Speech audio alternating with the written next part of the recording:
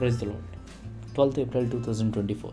ఇక్కడ యోబు గారు ఒక మాదిరిని మనకు చూపిస్తున్నారు. ప్రతి అరుణోదయమునంట తన పిల్లలు ఎక్కడ దేవుని దూషించి ఉంటారో హృదయంలోని ఆయన ఒక భయం కలిగి ఉన్నాడు.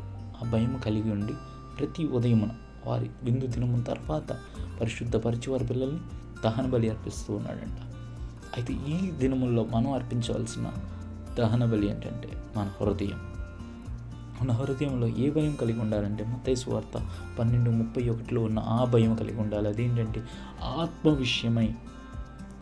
విషయమై పాపము చేసిన ఎడల మనకు క్షమాపణ లేదన్న ఆలోచన మనలో కలిగి ఉండాలి. అలా కలిగి ఉండాలంటే ప్రతి అరుణోదయం ఉదయం, సాయంత్రం, మధ్యాహ్నమా కాదు.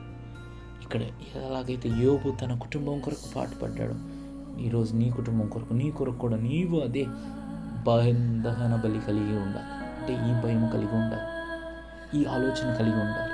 వారి నిమిత్తం ప్రార్థన చేయువాడిగా, నీ కొరకు నువ్వు ప్రార్థన చేసుకునే వ్యక్తిగా నువ్వు ఎదగాలి.